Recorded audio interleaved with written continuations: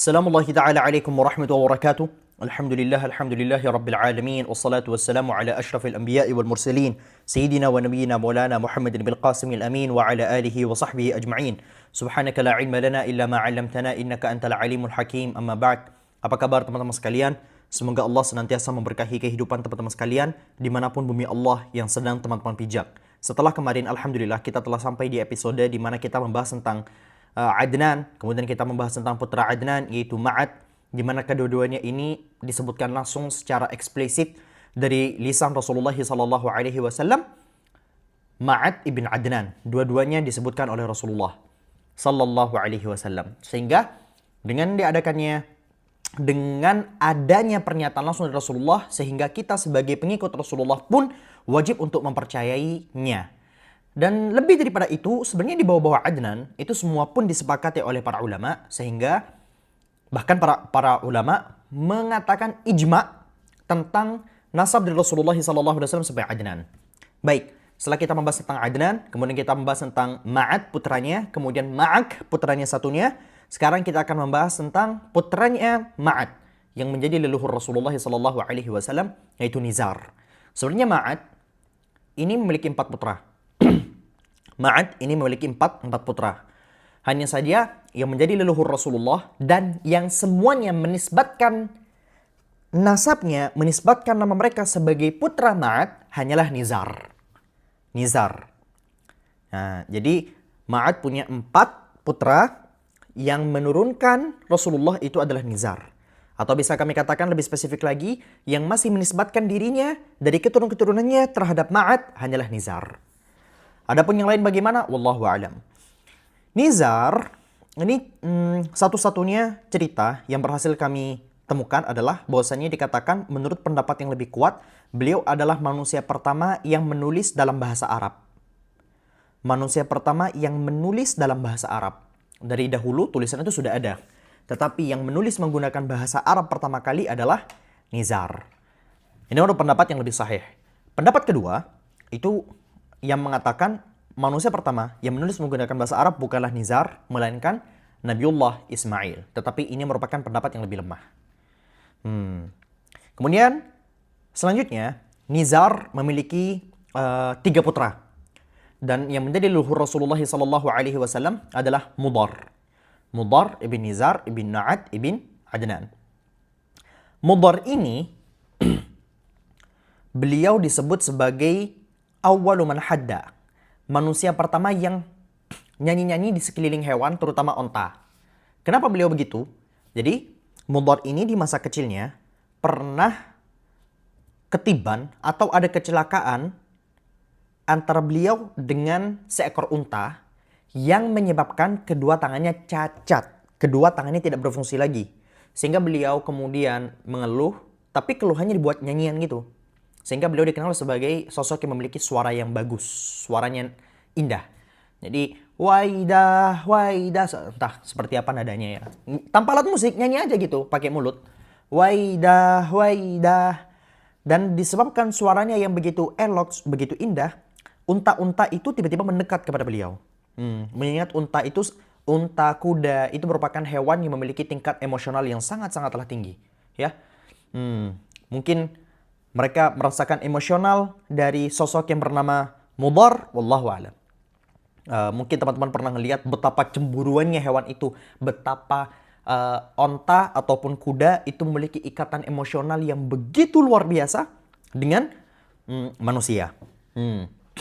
Tetapi pendapat kedua menyatakan, no, ini bukan kisah dari Mudar, ini merupakan kisah dari budaknya Mudar. Jadi Mudar itu punya budak. Budaknya inilah yang mengalami kejadian tersebut.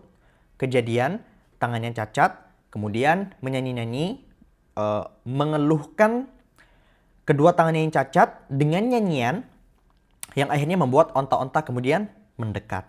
Begitu. Kemudian setelah Mudar, ada keturunannya lagi yang bernama Ilyas.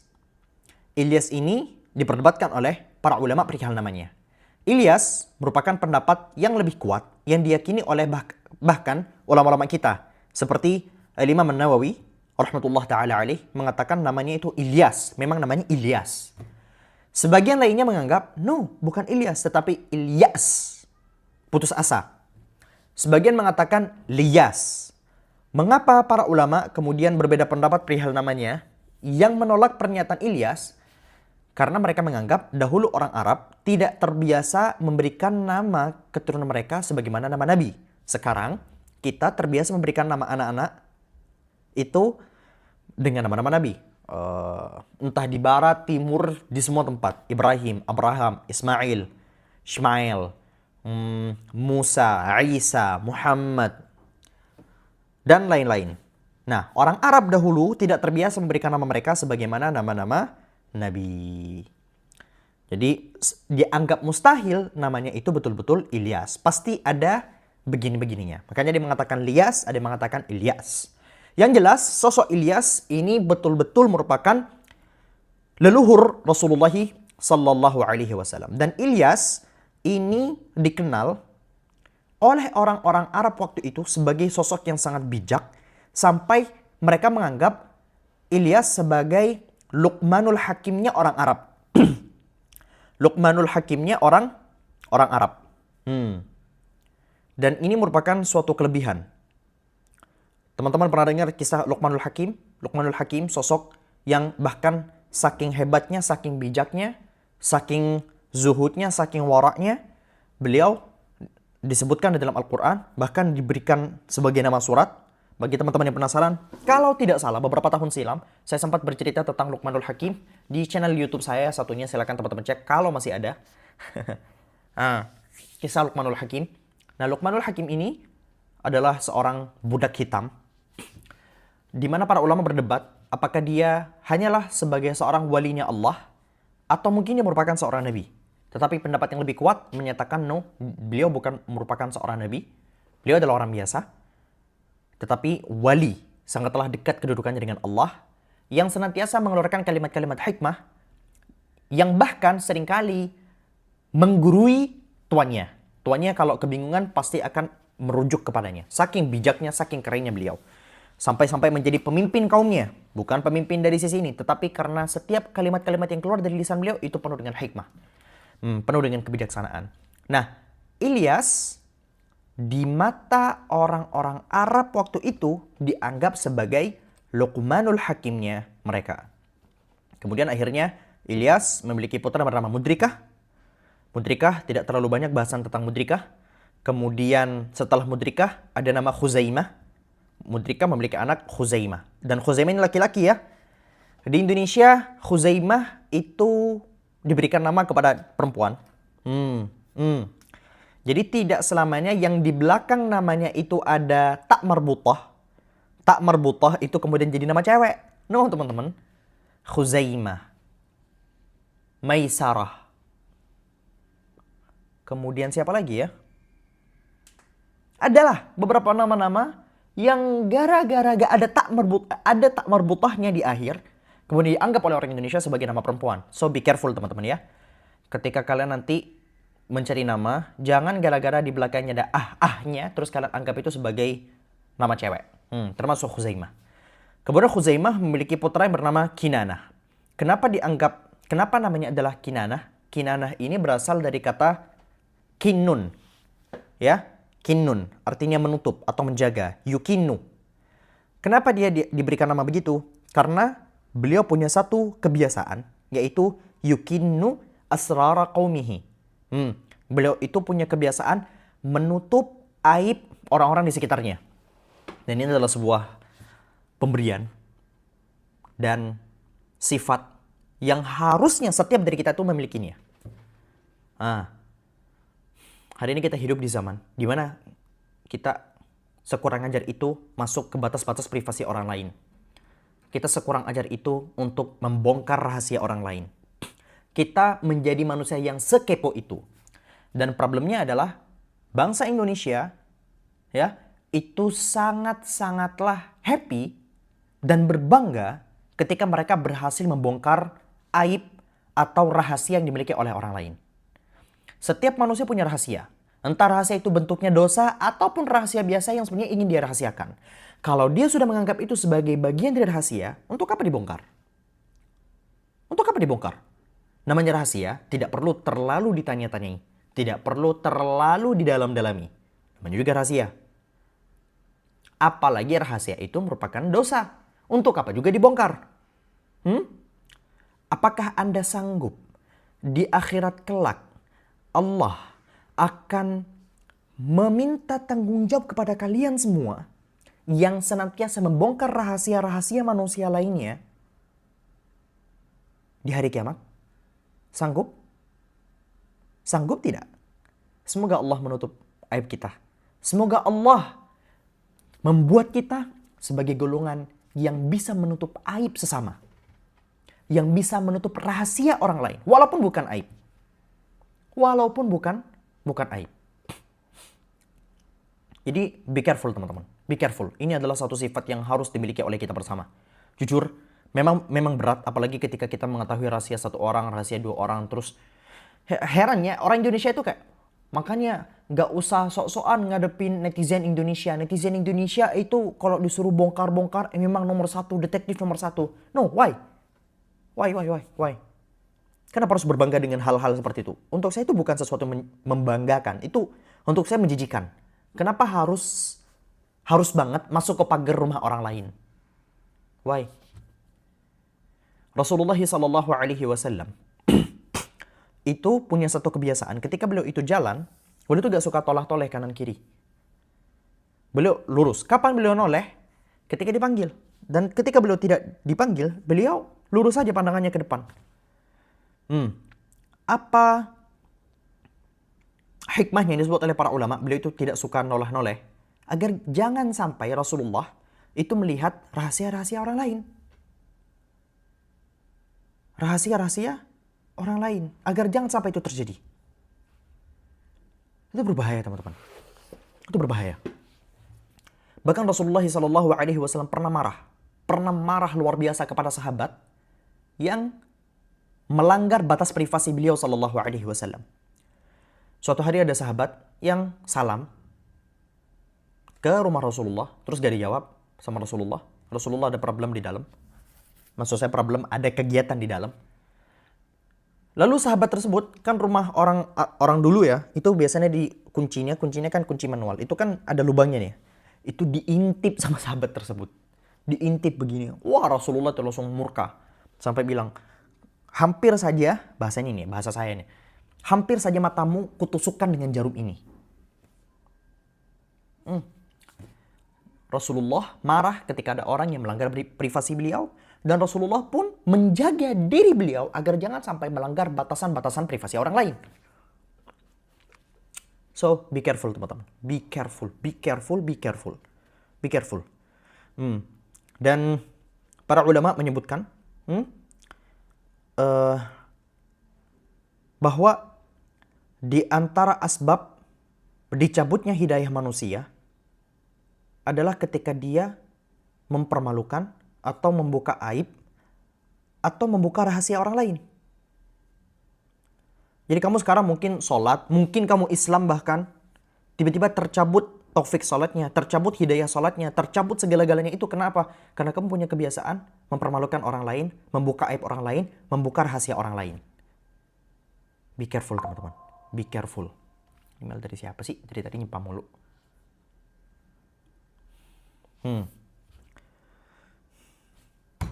Ih, seru banget. Sorry. Kemudian, selanjutnya lagi, Kinanah ini dikenal oleh orang Arab sebagai manusia yang juga bijak, ya. Sebagaimana Mudhar, ya, sebagaimana Ilyas dikenal sebagai Luqmanul Hakim di antara mereka, bisa kami katakan Kinanah pun demikian. Terkenal sebagai sosok yang bijak dan quotes-quotesnya juga banyak dari Kinanah. Beliau terkenal, Kinanah ini, sebagai manusia yang gak suka makan sendirian. Setiap kali menemukan makanan, beliau akan mencari orang lain sebagai teman makan beliau. Dan ini adalah sesuatu yang dianjurkan. Makanya orang Arab kalau kalian lihat, mereka tuh suka makan pakai talam kan. Itu baik, itu keren. Kenapa? Karena kalau pakai makan dengan talam, yang banyak bisa dimakan, bisa sampai habis. Kalau sedikit, bisa cukup gitu. Ada hadis Nabi SAW, ta'amul wahidi yakfil itsnain. Gimana hadisnya? Iya, ta'amul wahidi yakfil itsnain wa ta'amul itsnaini yakfil arba'ah wa ta'amul arba'ah yakfil tsamaniya, atau kama qala Nabi sallallahu alaihi wasallam. Makanan untuk satu orang itu sebenarnya cukup untuk 2 orang.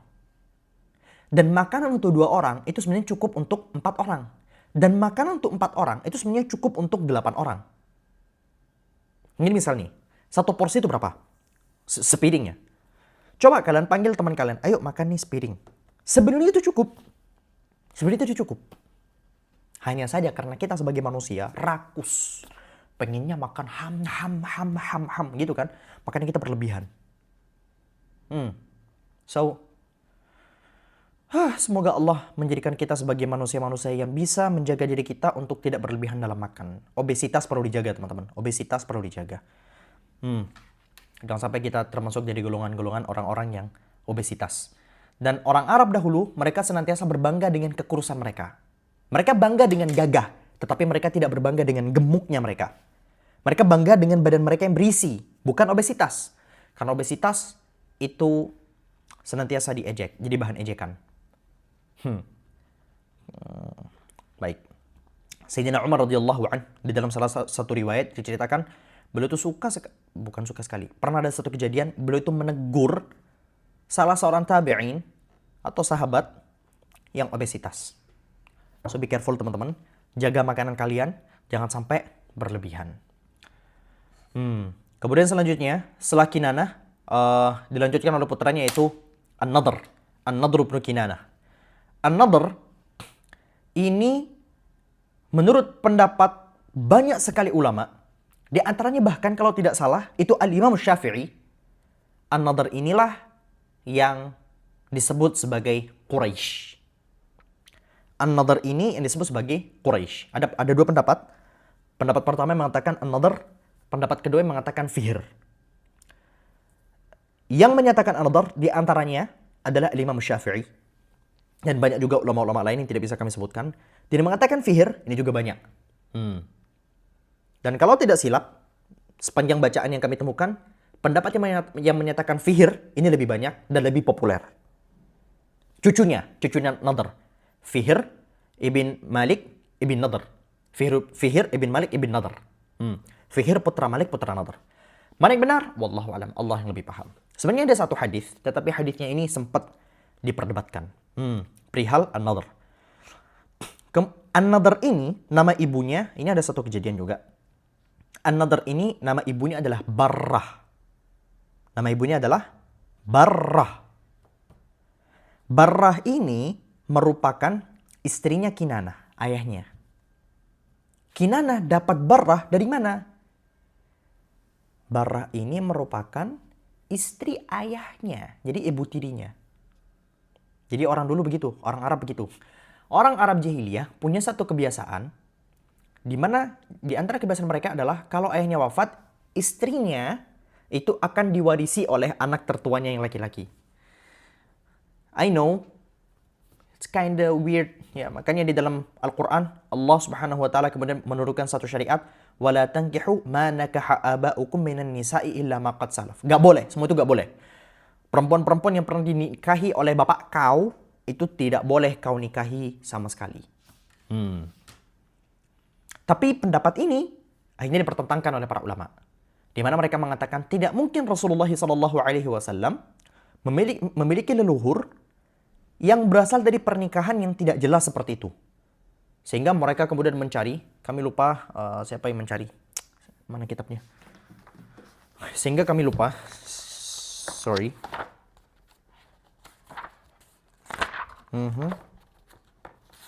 Wait ya teman-teman, saya lupa. Malik, ini Malik ya. Akhirnya menemukan Abu Uthman Al-Jahidh rahimahullahu ta'ala. Abu Uthman Al-Jahidh mengatakan, enggak. Ini pendapat yang kurang tepat. Dan beliau memutuskan, memang nama istri Kinanah Barrah dan nama istri ayah Kinanah yaitu Khuzaimah pun Barrah. Sehingga karena persamaan nama membuat orang-orang membacanya menganggap nama Barrah ini adalah sosok yang sama. Ini dipertentangkan. Akhirnya ini dipertentangkan oleh beliau. Begitu teman-teman. Kemudian selanjutnya adalah Malik.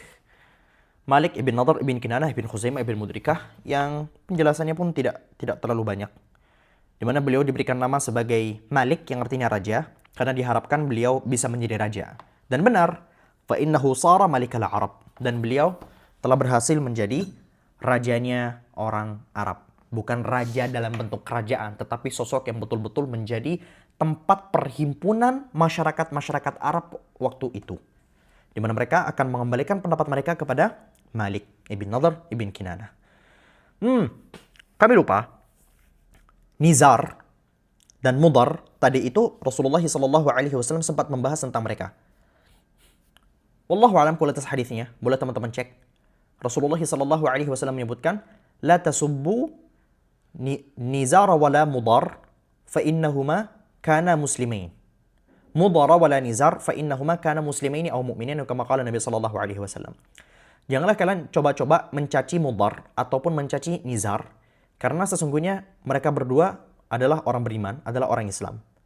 Dalam riwayat yang berbeda disebutkan, la tasubbu Mudara fa innahu kana ala dini Ismail. Janganlah kalian mencaci Mudar karena sesungguhnya Mudar berada di atas agama Nabiullah Ismail. Begitu teman-teman. Wallahu a'lam. Mana lagi ya informasi yang kami ingat? Ilyas juga. Ilyas tadi, ya Allah ini lompat-lompat ya.